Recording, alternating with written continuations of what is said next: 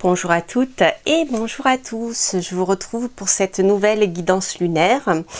Alors, donc pour ceux qui me suivent, vous avez vu que je m'étais faite plus discrète en ce qui concerne les guidances lunaires. C'est vrai que j'ai eu beaucoup de travail sur la chaîne avec les énergies du trimestre et les énergies de la semaine. Donc voilà, j'essaye de faire au mieux, de conserver au mieux les guidances lunaires. Je pourrais peut-être pas les faire aussi souvent que je le faisais, donc on va passer certaines étapes de la lune et on gardera peut-être les plus importantes, à savoir la nouvelle lune, la pleine lune, peut-être les quartiers, mais je ne sais pas encore, je verrai. Je ne vous promets rien. Voilà, alors pour cette pleine lune donc qui aura lieu en Bélier le 1er octobre, eh bien nous avons ici, vous voyez, un tirage qui est extrêmement marqué par le feu. Donc rappelez-vous que le feu est chaud et sec, nous sommes dans l'action, même ici quand il y a des excès de feu, nous sommes dans un excès de chaleur et de sécheresse, qui fait que le feu autant peut être bénéfique parce qu'il permet la croissance de la vie, hein. Sans chaleur aucune plante ne croît, mais en même temps un excès de feu est destructeur, vous voyez. Alors on a ici une énergie qui est vraiment très particulière, je trouve. D'ailleurs je pense que vous devez le voir sur l'image, on a du rouge partout, du rouge. Alors donc pour commencer, nous avons la pleine lune bien sûr qui a lieu sur le 9e degré, exactement 0,8 du Bélier. Ici, nous sommes donc avec la pleine lune dans l'étape de la floraison, d'accord? C'est-à-dire que le projet, les graines que vous avez semées à la nouvelle lune ont fleuri. Et donc, nous sommes dans cette énergie-là d'accomplissement d'un projet créatif. Donc, si vous avez semé ces fameuses graines, il est possible que aux alentours donc, de cette période de la pleine lune, aux alentours du 1er octobre, vous commenciez à ressentir, eh bien, la concrétisation de ce travail que vous avez fait en amont, d'accord?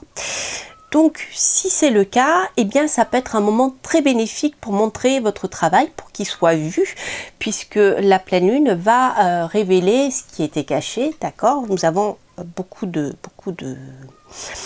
puissance ici lunaire, donc c'est une période qui est plutôt bénéfique pour montrer ce projet-là, si bien sûr il est terminé, d'accord?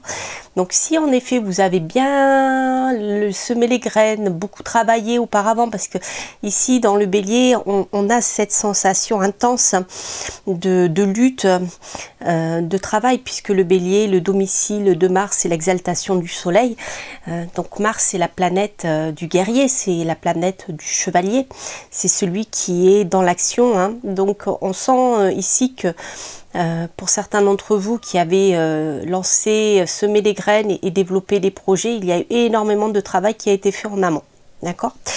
Donc là, c'est peut-être aussi, ça sera peut-être aussi pour vous le moment bien de contempler, voire de faire connaître votre projet une fois qu'il aura fleuri, je dirais.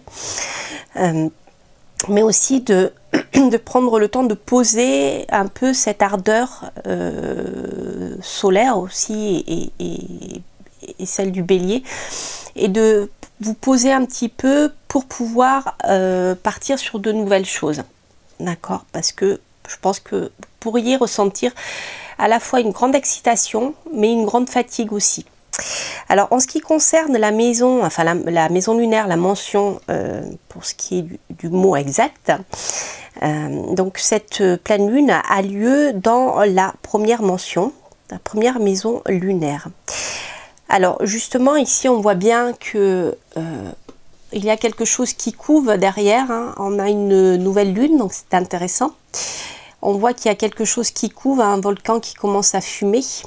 D'accord, vous voyez, on a la tête, les idées le cerveau qui fume.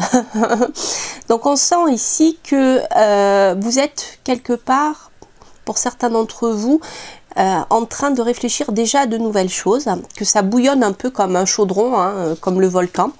C'est-à-dire qu'il y a des choses qui bouillonnent en vous. Alors les anciens disaient que c'était lorsque la lune se trouvait dans cette maison lunaire, c'était une maison qui était propice pour jeter les sorts, qu'ils soient positifs ou négatifs. D'accord? Alors bien sûr, sur le plan astrologique, il y a plusieurs choses à voir au niveau d'un thème. Par exemple, projeter des sorts bénéfiques, il faut que le soleil, la lune soit loin de Saturne et soit bien éclairée aussi par le soleil, et vice versa si vous souhaitiez jeter des sorts maléfiques. Voilà. Donc c'est très bien pour travailler tout ce qui est cette maison, je parle pour travailler tout ce qui est en lien avec la protection et le lancement de certaines choses, de certains sorts. De toute manière, la pleine lune en général est une période qui est très très favorable parce que la puissance de la lune est forte et elle va augmenter, je dirais, la puissance des sorts que vous allez jeter, ou si vous créez un talisman, il va gagner en puissance lunaire. Voilà.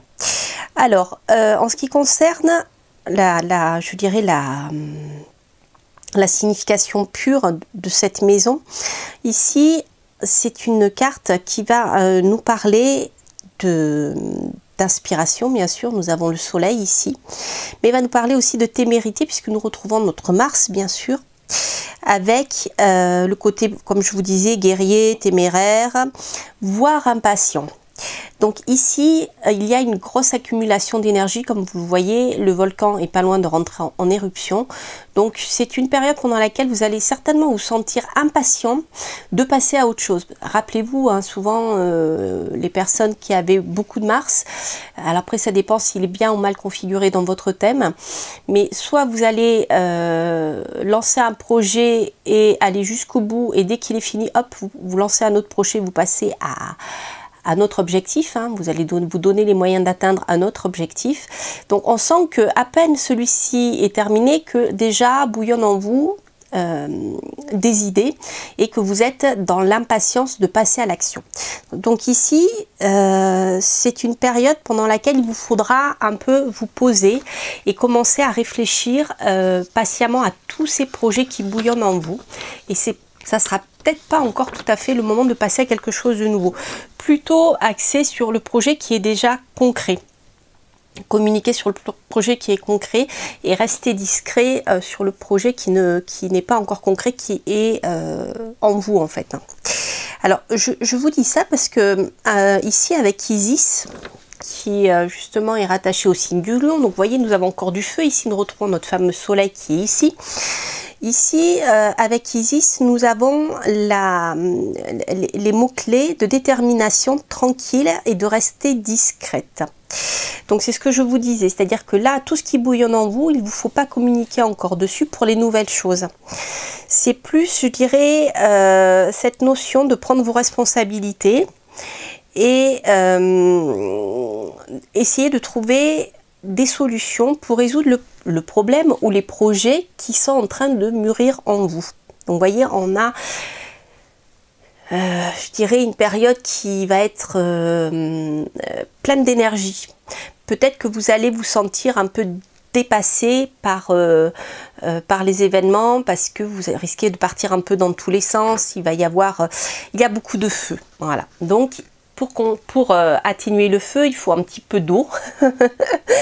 Pour calmer la témérité, il faut un petit peu d'eau et se poser, mettre un peu d'eau sur le feu pour que le feu ne brûle pas tout. Vous voyez? Voilà, il faut un peu de feu, mais modérément. C'est comme lorsque bien vous avez un feu dans la cheminée, vous faites un feu dans votre cheminée et que vous sentez que les choses, que le feu est trop fort, que vous avez trop chaud. Donc soit vous allez mettre un petit peu de cendre, de terre dessus pour calmer une partie du feu, soit vous allez mettre un petit peu d'eau, etc. Par endroit pour aussi calmer le feu. D'accord? Voilà.